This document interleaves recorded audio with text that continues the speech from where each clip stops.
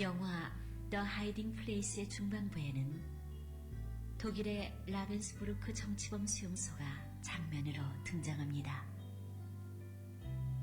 코리 텐 붐과 그의 자매 배 씨는 다른 만 명의 여성들과 함께 끔찍하고 모욕스러운 환경의 수용소에 있었습니다. 그들은 춥고 배고프고 이가 득실득실한 막사에 모였고 배 씨가 성경을 읽는 모임을 인도하고 있었습니다. 그때 한 여성이 자신의 침대에서 비웃음이 가득한 목소리로 하나님을 예배하는 것을 조롱했습니다. 이로 인해 그들 가운데는 대화가 시작되었습니다.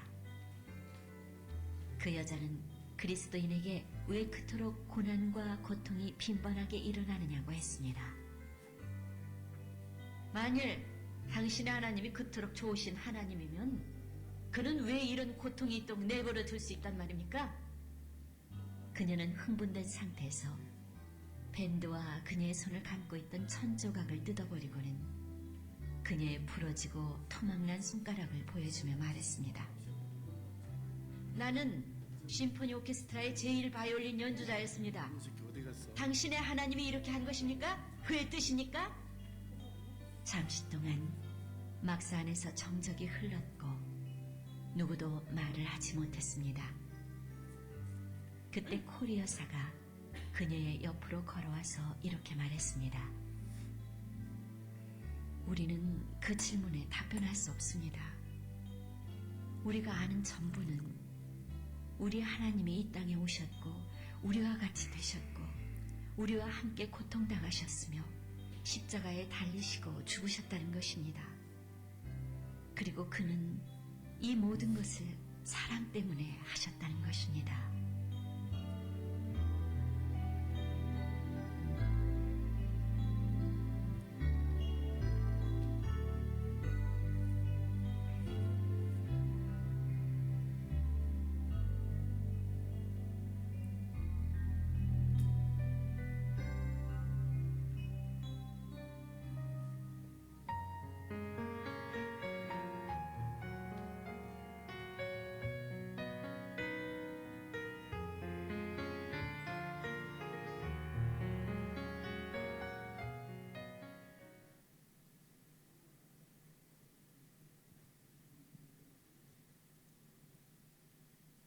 찬송가 96자 예수님은 누구신가 105장 오랫동안 기다리던 찬송 드리겠습니다.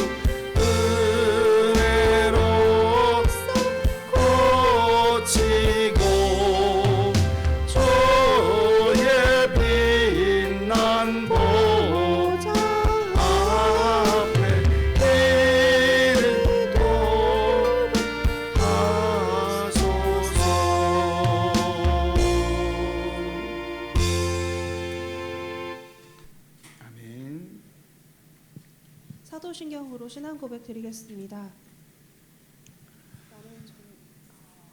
나는 전능하신 아버지 하나님 천지의 창조주를 믿습니다.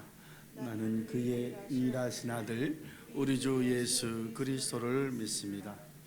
그는 성령으로 잉태되어 동정녀 마리아에게 나시고 본디오 빌라도에게 고난을 받아 십자가에 못 박혀 죽으시고 장사한 지 사흘 만에 죽은 자 가운데서 다시 살아나셨으며 하늘에 오르시어 전능하신 아버지 하나님 우편에 앉아 계시다가 거기로서 살아있는 자와 죽은 자를 나는 성령을 믿으며 거룩한 공교회와 성도의 교제와 죄를 용서받는 것과 몸의 부활과 영생을 믿습니다. 아멘. 좌우로 함께 인사 나누시면서 평안한 한 주 되셨습니까? 또 안순희 권사님 한 달 만에 또 내려오셔서 함께 하고 계십니다. 사랑합니다.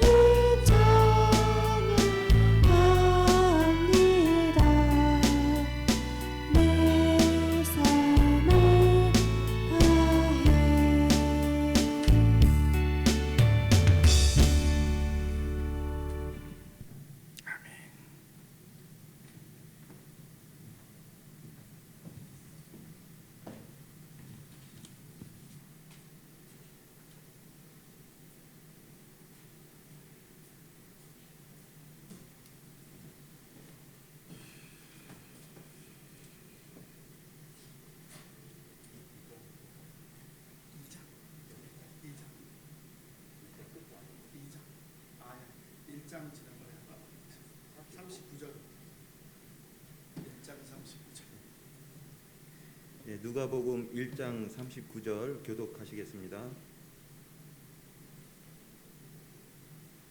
이때 마리아가 일어나 빨리 산골로 가서 유대 한 동네에 이르러 사가랴의 집에 들어가 엘리사벳에게 문안하니 엘리사벳이 마리아가 문안함을 들으매 아이가 복중에서 뛰노는지라 엘리사벳이 성령의 충만함을 받아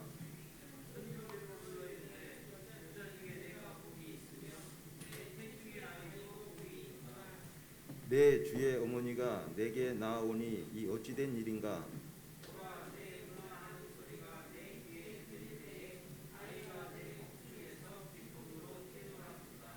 주께서 하신 말씀이 반드시 이루어지리라고 믿은 그 여자에게 복이 있도다.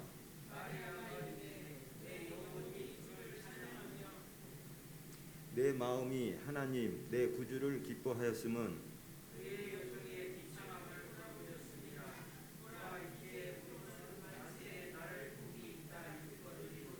능하신 이가 큰 일을 내게 행하셨으니 그 이름이 거룩하시며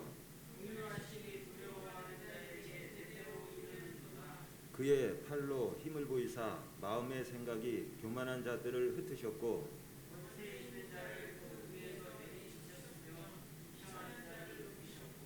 줄이는 자를 좋은 곳으로 배불리셨으며 부자는 빈손으로 보내셨도다.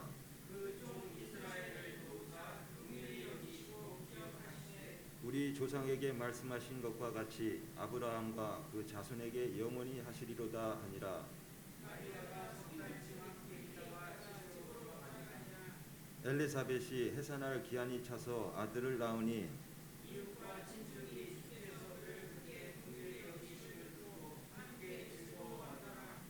팔일이 되매 아이를 할례하러 와서 그 아버지의 이름을 따라 사가랴라 하고자 하더니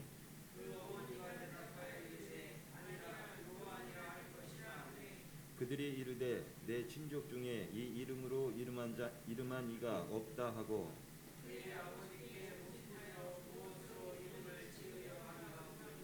그가 서판을 달라 하여 그 이름을 요한이라 쓰매 다 놀랍게 여기더라.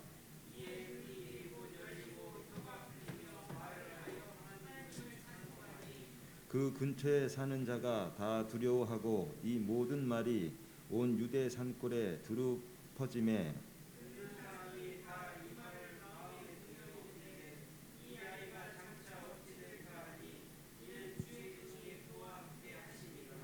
그 부친 사가랴가 성령의 충만함을 받아 예언하여 이르되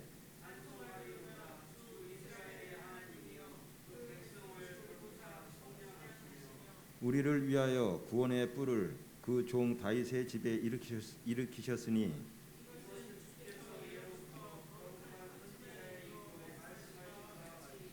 우리 원수에게서와 우리를 미워하는 모든 자의 손에서 구원하시는 일이라.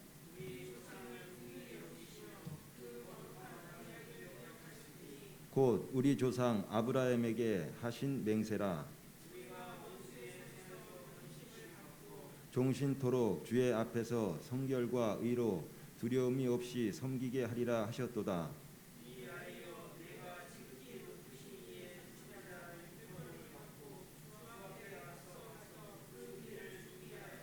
주의 백성에게 그 죄 사함으로 말미암는 구원을 알게 하리니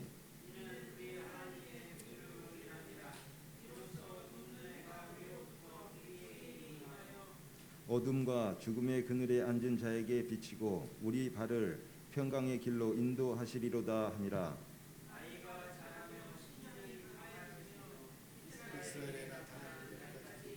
그래 있으리라. 아멘. 기도드리겠습니다. 은혜로우신 하나님 아버지, 거룩한 주일을 맞아 저희들 아버지 전에 나와 함께 예배 드릴 수 있도록 인도해 주심에 감사와 찬양을 드립니다. 지난 한 주간도 죄로 물든 저희들의 몸과 마음을 이 시간 깨끗하게 씻어 주시옵소서. 하나님 아버지, 이제 올 한 해도 10여일 정도를 남겨놓고 있습니다. 지난 올 한 해를 과연 온전히 주님 뜻대로 살아왔는지 돌이켜보게 하옵시고, 그렇지 못한 부분이 있으면 반성하고 비록 반복될지언정 맞이하는 새해에는 보다 더 온전히 주님 뜻대로 살아가기로 다짐하며 실천할 수 있는 우리 행복한 교회 성도들로 인도해 주시옵소서. 지금 이 시간 아버지께 기도할 수 있음을 감사드리오며 예수님의 이름으로 기도드리옵나이다. 아멘.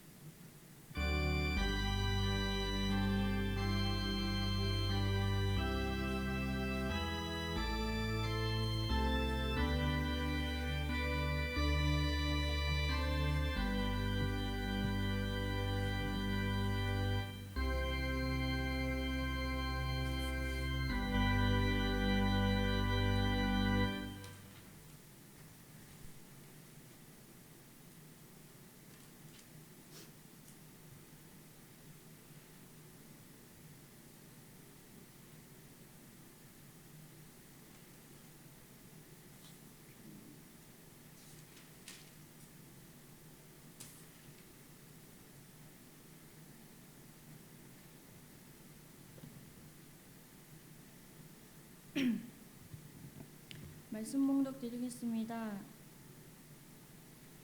시편 42편 5절 말씀으로 페이지 수는 신약 833페이지입니다.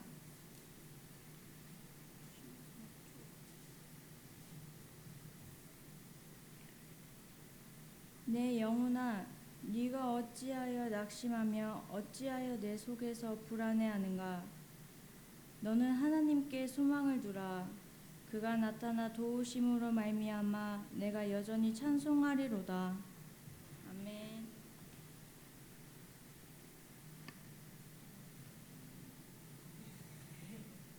숨이 나와?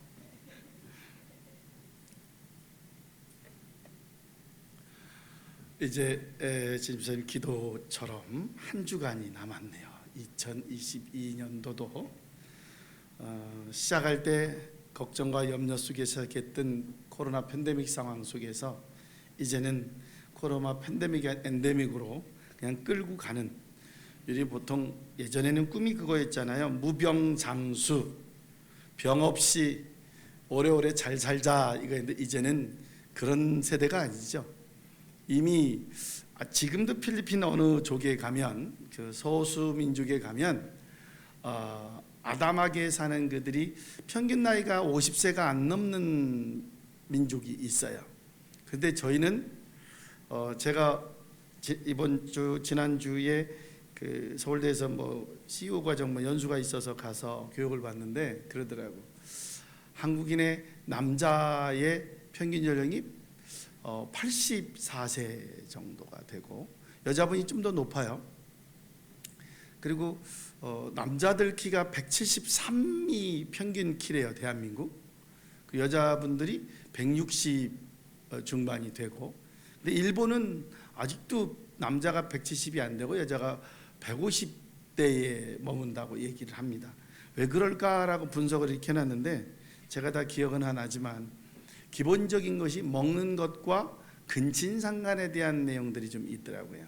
일본은 최근까지도 같은 사촌 팔촌끼리도 결혼을 하고 했던 문화를 가지고 있다 보니까 이제 연말이 지나가고 새롭게 되는데 오늘 저희가 생각해 볼 내용은 하나님께서는 이 새로운 일을 하셨는데 우리 행복한 교회 새하의 일을 행하신 하나님이 어떤 일을 행하셨을까? 이 12월은 뭐니 해도 우리가 월드컵을 빼놓을 수가 없죠.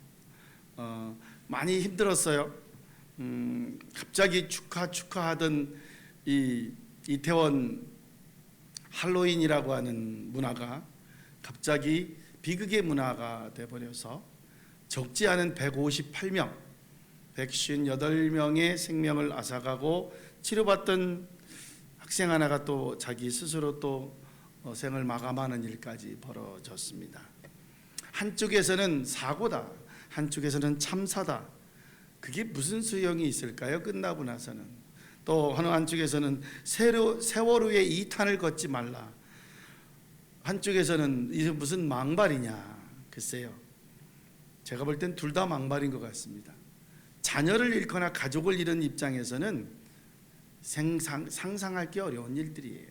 그 어떤 것을 해도 이해가 되지 않죠. 시편 40편 오늘 5절, 내 영혼아 내가 어찌하여 낙심하여 어찌하여 내 속에서 불안해하는가. 왜 불안하냐 그 말이에요. 너는 하나님께 소망을 두라. 우리가 왜 불안하냐면 세상에 소망을 두니까, 내 재산, 내 물질, 내 건강에 소망을 두니까. 그가 나타나 도우심으로 말미암아 내가 여전히 찬송하리로다. 아멘. 하나님 앞에 두면 돼요. 축구 얘기 안 할 수 없죠. 어제도 제가 12시 됐나 눈을 부여잡고 제가 지난 서울대 연수 때 몸살 감기가 너무 세가지고 잘 견디다가 금요일 날 차를 갖고 오는데 제가 서울서 대전을 4시간 가까이 운전해 보면 처음인 것 같아요. 오다가 사모한테 말하는데 2번 쉬었어요. 왜? 한 20분씩. 손이 떨리고 막 오한이 오니까 운전이 안 되겠네. 이러다가는 나 죽는 건 그냥 뭐 크게 뭐 죄송하지만 여한 없이 가도 되겠는데 괜히 나 때문에 주변에 교통사고 때문에 민폐를 끼치면 안 되겠다 싶어서 쉴 수 있는 곳에 쉬면서 내려왔어요. 집에 와서도 제가 집에서 오면 하는 이유가 더 이게 제가 일이거든요. 금요일은 내려오자마자 9시쯤 넘어서 도착을 했는데 추워. 빨리 보이려고 오면서도 전화 켜놓고 김치찌개 좀 끓여놔봐. 밥 좀 따뜻하게 해놔봐. 이러면서 내려왔어요. 내 몸이 내가 안 되더라고. 어제 교회 와서 말씀 준비 끝내놨으니까 안 가도 돼. 나 건들지 마. 이러면서 어제 저녁 먹기 전까지는 나오지도 않았어요. 몸이 이렇게 좀 소진된 에너지가 소진됨을 내가 스스로 느끼겠더라고. 12시쯤 낮에 자다 깨다 하다가 12시 눈을 뜨다 보니까 무슨 드라마를 하고 그것도 다 못 보고 12시에 축구를 하더라고. 딱 켰어요. 다른 데 틀었다가 다 축구하나? 틀었다가 왔더니 벌써 크로아티아가 한 점을 넣었어. 에이? 하고 잠깐 옆에 왼쪽에 갔다 왔더니 또 모로코가 또 금방 한 점을 넣었어. 8분 9분 사이에 2점을 넣더니 그러고 눈이 껌뻑 감았는데 잤어. 아침에 뉴스를 보니까 2대1로 이겼대, 크로아티아가. 이제 남은 건 결승만 남았죠. 제 기억으로는 이제 프랑스하고 아르헨티나가 해야 되는 것 같은데, 어려서부터 축구 소년 영웅이 우리나라에도 있어요. 어릴 때 막 유치원 때 축구 잘한다 이런 생각나는 친구 하나 있죠. 지금도 월드컵 16강 올라갈 때 그 친구만 나오면 왠지 저도 왠지 모르게 듬직했던, 손흥민 다음으로 듬직했던 친구. 이씨조선의 후손인지 여튼 이씨였는데, 이 이강인 선수가 키가 굉장히 아담해요.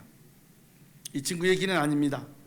철강 노동자였던 아버지와 파트타임 청소부였던 어머니 사이에 태어난 이 동네 축구 스타 이 친구는, 아버지가 동네 축구 코치였어요. 그러다 보니까 이강인 그 아버지는 동네 태권도장 관장이었고, 덕분에 축구공을 갖고 많이 놀게 되죠.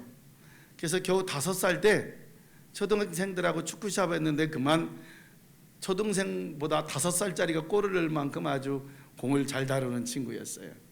근데 이 얘기에는 큰 핸디캡이 하나 있는데, 너무 작으니까 병원에 가서 진찰 받아 보니까 성장 호르몬 결핍증 이렇게 판단이 난 거예요.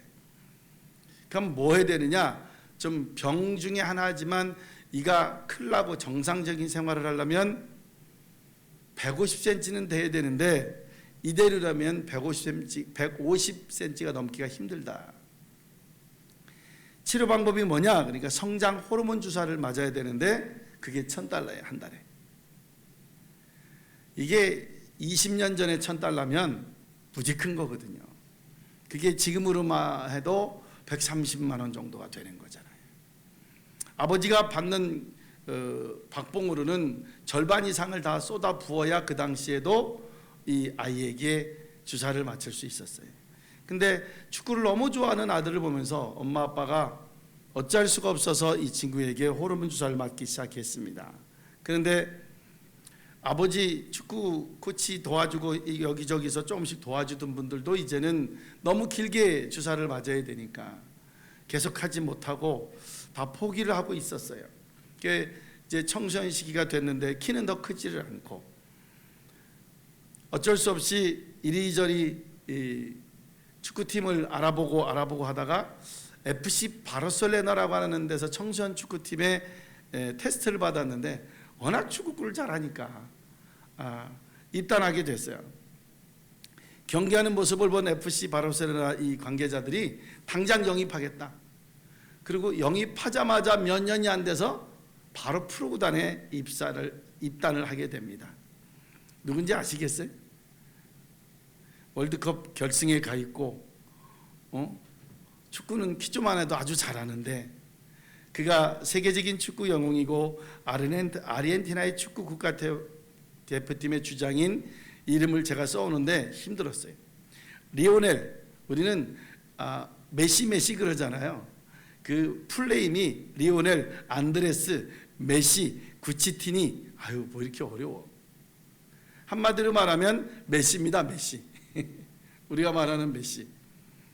이제 마지막 목표인 월드컵 우승까지는 한 경기 남았죠. 제 기억으로는 내일 저녁 맞나요?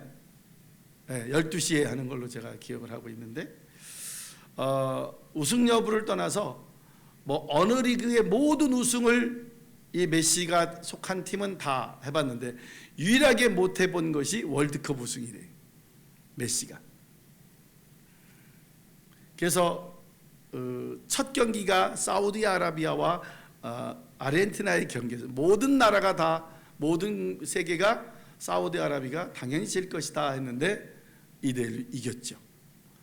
아르헨티나가 졌어요. 그리고 사우디아라비아의 응원석에서 막 거리 응원을 다니면서 그들이 하는 얘기가 뭐였냐면 Where are going Messi? 메시가 어디를 갔나? 하고 놀리는 거예요. 메시의 한 게 뭐 있냐? 이렇게 놀리는 거죠. 그럴 때 옆에 있는 친구가 그럽니다. 메시 in my pocket. 메시는 내 호주머니에 있었어. 한마디로 메시가 한 게 없다는 얘기를 놀리는 그런 얘기였는데 그 메시가 그 뒤에 한 번도 지지 않고 이 아르헨티나가 지금 결승까지 가 있죠. 이 얘기를 다 알고 있는 얘기를 하기 위해서 제가 무슨 축구 프리핑을 위해서 모인 것이 아니고 2016년 메시는 굉장히 죄책감에 빠져 있었습니다. 왜냐하면 그가 월드컵에 나가서 항상 성적이 좋지 않았어요. 죄책감에 또 국민들은 메시 네가 뭐 한 게 있느냐 이러면서 옛날에 우리 국가대표도 잘하면 막 지금 막 방방 뜨지만 못하면 뭐 죽이네 살리네 막 이러면서 얼마나 비판을 많이 합니까? 그런 거죠. 그래서 어쩔 수 없이 자포자기심적으로 리오넬 메시가 국가대표 은퇴를 선언합니다. 그러고 있는데 아르헨티나의 작은 시골 마을의 초등학교 여자 선생님으로부터 편지를 보내받았어요. 이 편지가 인터넷이 한참 요새 성행하는 시즌이니까 아르헨티나와 전 세계로 퍼져나갔고 6주 만에 고민과 갈등하던 레오넬 메시가 다시 국가대표에 복귀 선언을 하게 됩니다. 제가 전해드리고 싶은 말은 오늘 편지의 내용과 함께 레오넬 메시의 각오입니다.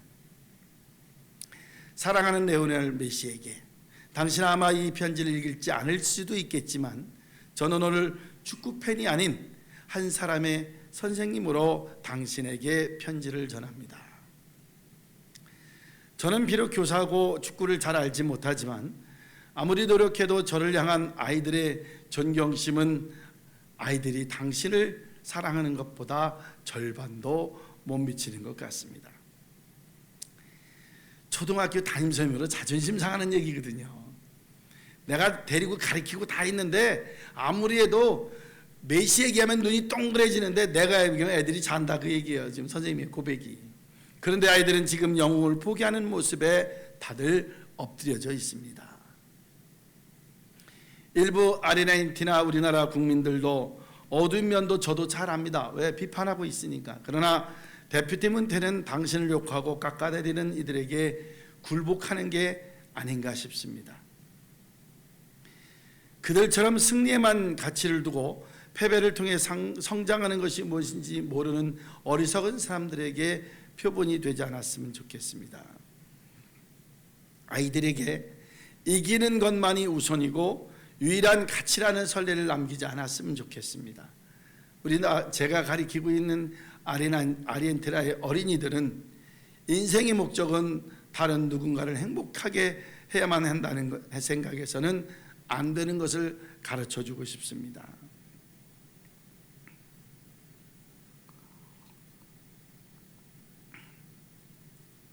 당신이 지금까지 어떤 고통, 성장 호르몬 결핍과 희귀병, 부모님의 그 어떤 헌신과 희생이 있어서 이 자리에 오게 됐는지를 우리는 잘 알고 있습니다.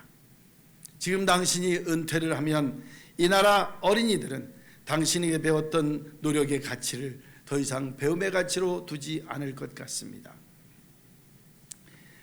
지금 당신처럼 젖단한 이유만으로 포기한다 그러면 오늘도 하루하루를 어렵게 살아가는 아르헨티나의 어린이들과 저에게도 실망일 것 같습니다. 저는 학생들에게 당신이 이야기를 할 때 얼마나 멋진 축구를 했는가 이야기하지 않습니다. 당신이 얼마나 멋지게 골을 넣는가 설명하지 않습니다. 나는 당신이 이 한 골을 넣기 위해서 얼마나 수많은 고통과 노력과 열심을 다했는가를 이야기하고 있습니다. 제 생각에는 당신은 아르헨티나의 대표팀 입을 벗어서는 안 됩니다. 모든 팬들이 당신에게 승리와 우승만을 트로피와 메달을 바라는 게 아니라는 사실을 알았으면 좋겠습니다. 제발 우리 아이들에게 2위는 패배라는, 지는 것이 인생의 포기라는 것이 아닌 또 다른 기회가 있음을, 또 다른 기회에 포착해야 됨을 알게 하는 진정한 영웅이었으면 좋겠습니다.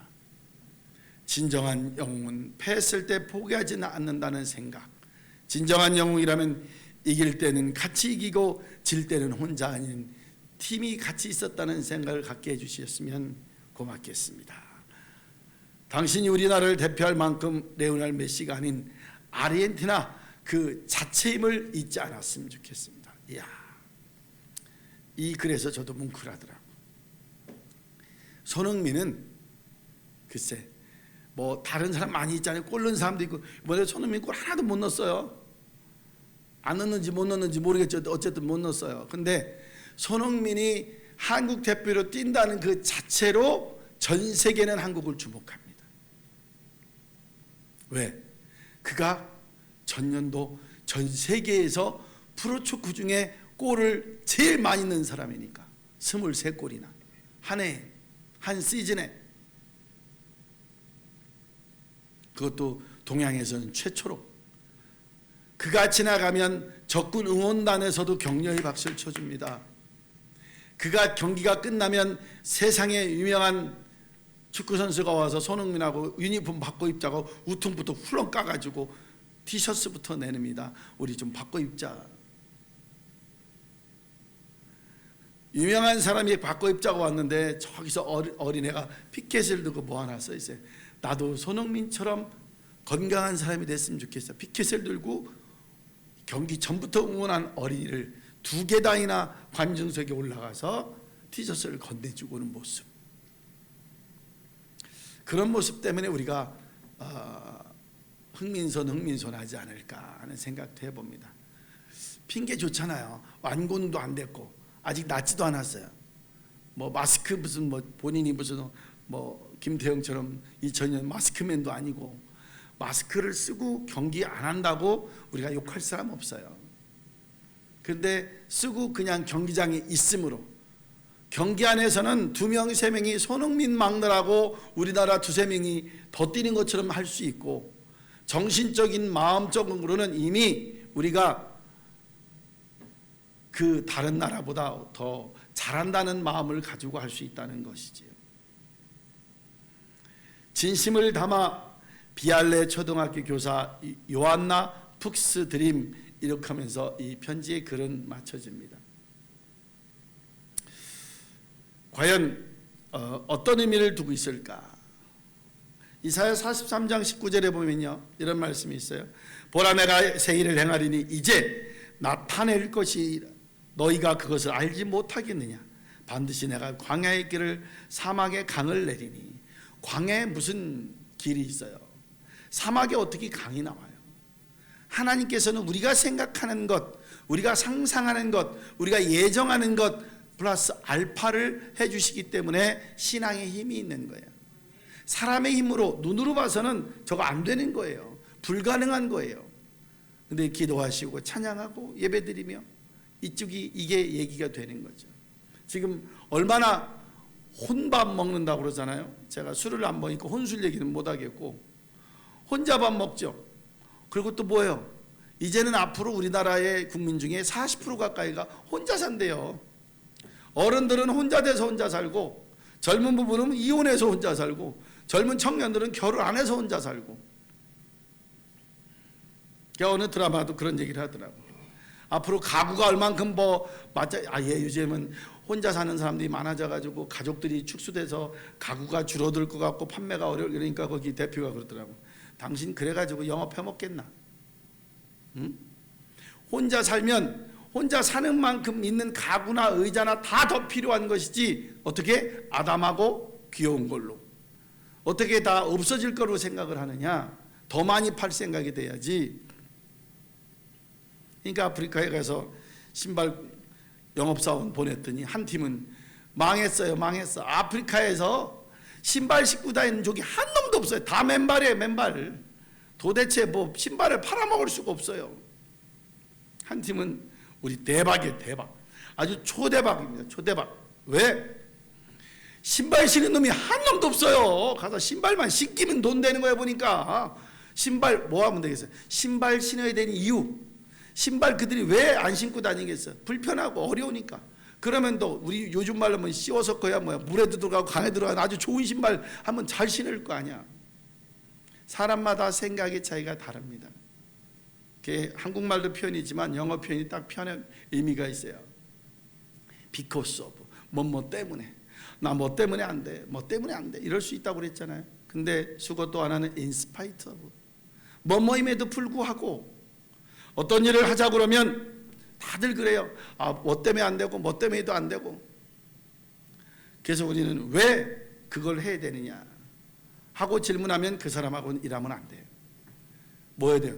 뭘 일을 상의하면 how, 어떻게 그 일을 하면 될까요? 방법론을 찾는 사람을 가지고 일을 해야죠. 일을 하고 싶은 사람은 방법이 보이고, 일을 하기 싫은 사람은 변명, 이유가, 못할 이유가 자꾸 떠오르게 되는 것입니다. 같은 일을 해도 마찬가지예요. 우리에게 있는 것, 주님은 지금도 졸지도 않으시고 주무시지도 않고 나를 위해 내 등 뒤에서 언제나, 찬양도 있잖아요. 나의 등 뒤에서 나를 언제나 지켜주시는 그분. 근데 우리는 뭐예요? 못 누른 거예요. 모르는 거. 엄마 아빠가 내 뒤에서 뭐하고 계실까? 저놈 새끼 잘 되나 보자 이러고 있겠냐고요.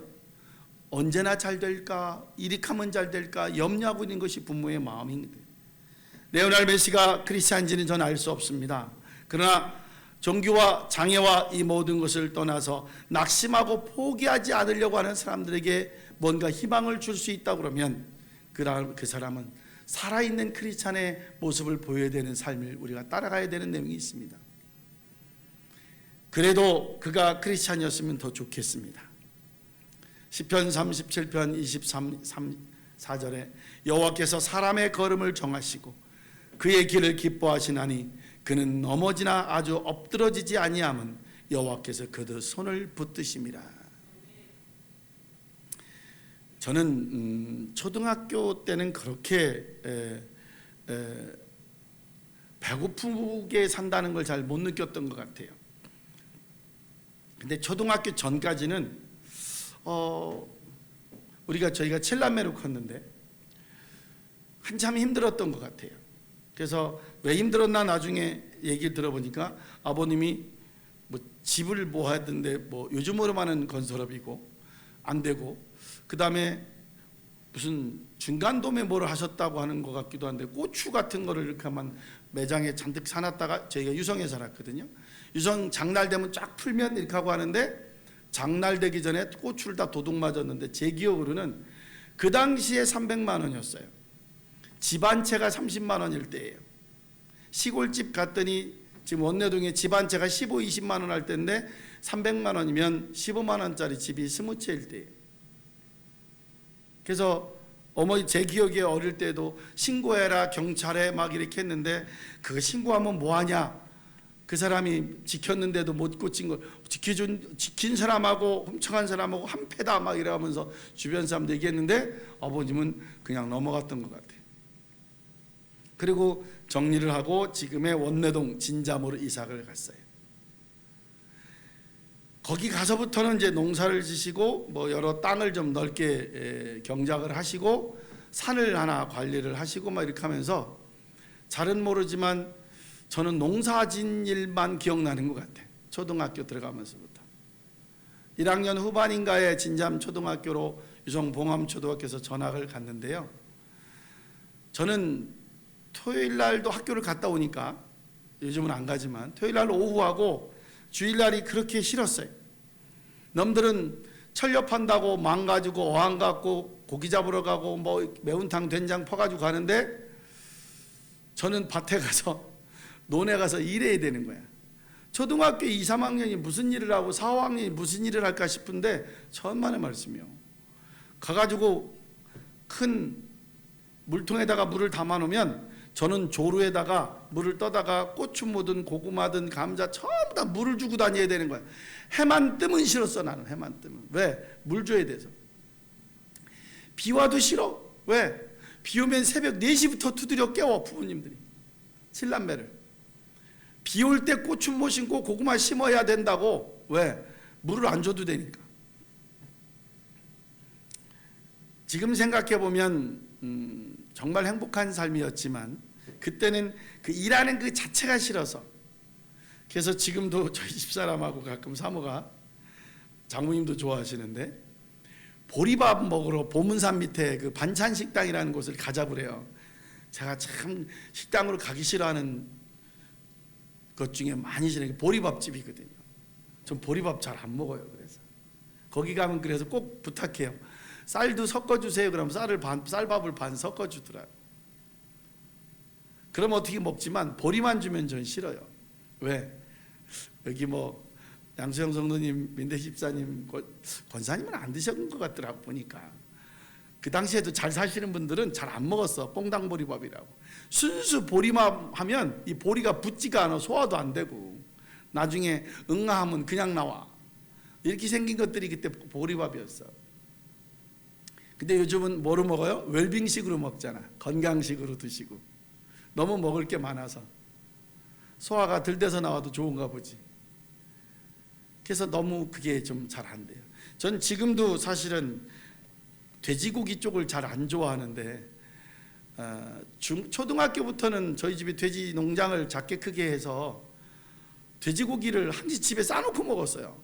그냥 이렇게 냉장고가 없던 시절에 어떻게 했냐면 돼지를 삶아서 채반에 말려가지고 꾸둑꾸둑하게 이렇게 해두면 요즘 같으면 하몽하몽 말리듯이 안 상해요 이게. 그러면 어느 정도 말리면 이렇게 수육 쓸듯이 쓸어가지고 하고, 심지어는 점심 도시락을 어머니가 돼지고기를 잘라가지고 준 적도 있어. 그렇게. 그것도 사료푸대라고 이렇게 누런 봉투가 있어요. 그걸 짝짝짝 마르면 기름도 안 새고. 저는 보기보다도 싫은데 우리 반 아이들은 개콘지 너 고기 싸왔지? 나랑 바꿔 먹자. 나는 그 소리가 너무 좋아서 그걸 가지고 간 거야. 그럼 저는 선택합니다. 누가 계란 가져왔냐? 그럼 계란이 도시락 밑에 깔린 도시락하고 제가 바꿔 먹었어. 격이 있어야지. 나도 고기 가져왔는데. 저는 집이 고기가 너무가 싫고, 심지어 옆에 있는 마을 어떤 아이는 너네 집에 가면 고기 몇 개 먹고 갈 수 있니? 라고 저한테 물어봤어요. 왜? 그러면 너네 집에 놀러 가도 돼? 그래서 고기 먹고 싶어서. 그럼 저는 그것도 모르고 고기가 채반에 널려 있는데 고기 줄 생각은 안 하고 웬 와가지고 참외 따다 주고 수박 따다 주고 풀만 먹였어. 풀만. 우리 집에서는 그게 손님 대접하는 거니까. 그래서 나중에 야 저거 먹어봐. 먹어도 돼? 해가지고 너 이거 좋아하냐? 그래가지고 채반을 통째로 내가 막 접어가지고 그 채반에 넣은 넓은 종이를 해가지고 야 가져가서 먹어 이랬다가 집에 어머니한테 대전락이 혼났어. 저녁에 찌개다 먹으려고 고기를 다 줬다. 애가 먹고 싶다고. 그 애들만 좀 남기고 줘야지 이걸 다 주냐. 심지어 담임 선생님이 제가 일을 하다가 다리를 해서 3일 정도 발을 뼈서 못 갔어요. 이병 선생님이라고 집에 가정방문을 오셨는데 참외가 이만큼 쌓이고 수박이 있고 뭐 옥수 이런 것들이 쭉 한마디로 토마토부터 이렇게 과일들이 쭉 있는데 어머니가 저를 뭘 시켰냐면 심부름을 밑에 구멍가게 가서 사이다 한 병 가져오라고. 왜? 손님 오셨으니까 시원한 사이다를 대접해야 되잖아. 선생님 오셨으니까. 그러면서 가시다가 하시는 말씀이 야, 그래서 나 저 참외 하나 먹어봐도 되냐? 그럼요. 왜요? 그러니까 우리는 그게 손님 대접용이 아니야. 그냥 팔거나 남으면 그냥 우리가 깎아 먹고 이러는 거지. 근데 밖에서 볼 때는 그게 과일인 거잖아요. 그래서 이 삶에 대한 이 모습이 다르구나. 저희는 시골에서 뭐 굳이 해먹는 반찬이 뭘 가게에서 사다 먹는 걸로 반찬을 하지 않잖아요. 전부 그냥 밭에서 나는 거. 특히 저희 집은 온갖 것들을 다 밭에서. 저희 집사람 처음 만나가지고 저희 집에 인사 갈 때도 집 뒤에 작은 텃밭에 골파, 뭐 양파, 뭐 요즘 말하면 정구지 이런 것들이 다 심어져 있었거든. 그 숲을 넘어가서 제 지름길로 주차장이 바로 옆에 있어서 넘어가다가 뱀을 한번 보고 나서는 그 뒤부터 기겁하고 그 길로 안 가고 200m 돌아가도 동네 앞으로 돌아가곤 했어요. 우리는 그냥 기본적인 농산물이 있는 집이었지만 공산품이 없었거든요. 그래서 고등학교에 제가 대성고에 진학을 해서 스카우트 생활을 하다가 보이스카우트를 하는데 아들이 야영을 가는 거야. 근데 준비물을 이렇게 서너 가지씩 다 맡기더라고. 근데 아이들이 인상을 팍팍 써. 너 감자, 너 고구마, 너 양파, 너 파하고 너 쌀 이런 거 막 되게 싫어하는데 어때? 너 통조림, 너 꽁치 통조림, 너 참치, 너 음료수 그러면 애들이 이야 막 신나는 거예요. 나하고 영 반대인 거예요. 나는 파, 감자, 고구마, 양파 이런 거 가지려면 광에 가서 몇 개쯤 가지고 가다 봉지 가져오면 되는데 그 아이들은 그걸 가지려면 어디 가야 돼요? 장을 가야 되는 거예요. 요즘같이 이렇게 마을마다 조그만한 그 야채가가 있는 것도 아니니까 시장에 가서 엄마가 그걸 사가지고 와야 되고 맞벌이나 직장에 있는 엄마들은 그게 어려운 거예요. 나는 그래서 그 얘기를 나중에 듣고서 제가 대장님 왜 얼마나 필요한지 모르겠는데 감자 뭐 파 이런 거는 제가 다 가져올게요. 대신 저한테 참치 음료수 뭐 캔 이런 건 가져오라고 하지 마세요. 아 그래야 우리가 좋지. 그래서 뭐 감자도 그냥 가져오는 게 아니고 감자도 막 3, 40개 막 자루로 이렇게 야 이런 거 말고 한 10대 개만 가지고 아 구워 먹으면 되죠. 모르더라고 장작불에다 감자 구워 먹는 맛을. 그 뒤부터는 아마 그렇게 제가 물량 공세를 많이 갖다 줘서 고등학교 때 내가 스카우트 대장을 했나 봐. 아마 많이 갖다 먹여놔가지고 그 많이 먹여놓은 그 뭐랄까 후원으로 학도국단 제가 훈련부장까지 부연대장까지 했었나 봐. 우리에게 있는 가장 기본적인 거 감사할 줄 몰라요. 왜? 내가 좋으니까. 예전에는 다 그렇게 살았어요. 요즘 같으면 웰빙이잖아요. 자기가 키우고 자기가 뜯어먹는 거. 근데 요즘은 그거 하려면 어렵잖아요. 집에다 스마트팜에서 사모가 그러대 LG에서 상추 키우는 기계가 나왔대. 이제 큰일 났어. 이제 좀 있으면 집에서 벼 싹 튀어 먹게 생겼어. 잘하면. 우리에게 있는 가장 기본적인 것. 레오넬 메시가 축구의 영웅으로 아르헨티나에서 남아 있었다고 하면 우리는 우리 백그라운드 되시고 우리를 끝까지 지켜주시는 하나님이 우리와 함께 계심을 기억해야 될 것입니다. 기도하겠습니다. 아무리 어렵고 힘들어도 포기하지 마시고 주지만 바라보며 일어나 걸으라는 하나님 말씀을 기억하기를 위하여 아버지 하나님 축구 영웅 메시가 통해서 일어난 일과 힘이 우리에게 힘과 용기가 되었던 것도 사실이나 자기 아들을 아끼지 아니하시고 우리를 위해서 목숨을 던져주셨던 하나님 예수 그리스도가 우리와 함께 계셔서 그분이 우리와 함께 계심으로 우리가 삶을 살아가는 데 목표가 되고 힘이 되었던 것을 기억합니다. 하나님께 주신 약속의 말씀을 기억하게 하시고 그 말씀을 붙잡고 주님 앞에 나가 기도하게 하시옵소서. 그럴 때 모든 염려가 떠나고 모든 온전한 기운이 온전한 기쁨만 가득하게 하시옵소서. 예수님의 이름으로 기도드리옵나이다. 아멘. 예, 감사합니다. 지난주 내내 제가 서울에서 연수 받다가 아직 학교도 못 가봤어요. 그리고 또 내일부터 또 수요일까지 또 계속 끝에 연수가 있어서 아주 긴 연수를 제가 교육을 받고 있습니다. 건강하시고 그 연수 받다가 한 분이 코로나 확정이 돼가지고 아주 연수 하루가 전쟁이 한번 치러졌었어요.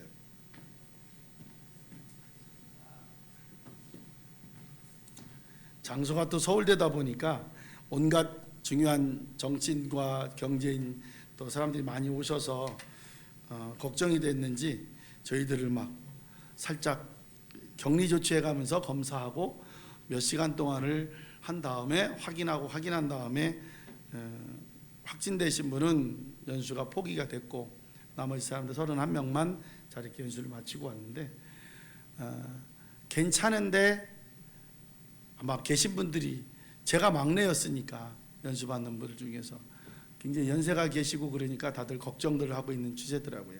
그래도 저도 오차 맞았는데 뭐 그래서 그런지 저도 몸이 떨리고 막 금요일에 그럴 때는 걱정을 했는데 검사해도 코로나는 아니고 그래도 건강 속에서 잘 견디셔야지 될 것 같고 아마 12월 끝나고 1월 되면 이제 실내 마스크도 끝나고 하나하나 자 이제는 감기 하나의 바이러스 정도로 끝나지 않을까 하는 생각을 해봅니다. 잘 지내가기를 기도합니다. 기도하겠습니다.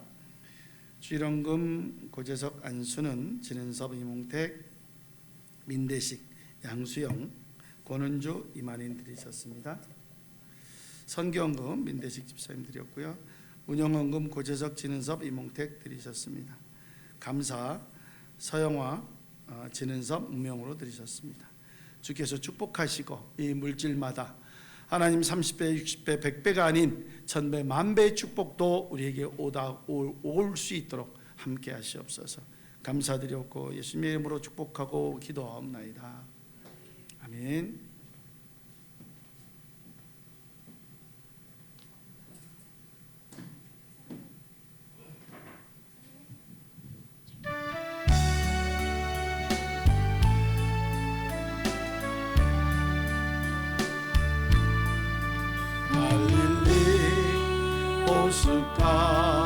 호숫가에서 주님은 시몬에게 물으셨네. 사랑하는 시몬아, 넌 날 사랑하느냐? 오 주님, 당신만이 아십니다.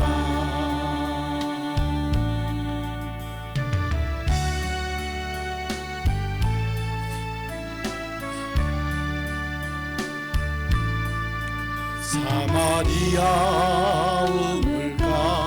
우물가에서 주님은 여인에게 물으셨네. 사랑하는 여인아, 넌 날 사랑하느냐? 오 주님, 당신만이 아십니다. 이제는 우리 주 예수 그리스도의 은혜와 아버지 하나님의 크신 사랑, 아버지 성령님의 감화감동 역사 교통하심과 함께 새롭게 하나님의 새 일을 행하시기 위하여 애쓰시고 한 사람이 한 나라의 힘이 되듯이 하나님 우리의 마음이 우리의 스스로가 행복한 교회 가족들에게 힘이 되고 능이 되게 허락하여 주시옵기를 간절히 축원드리옵나이다. 아멘.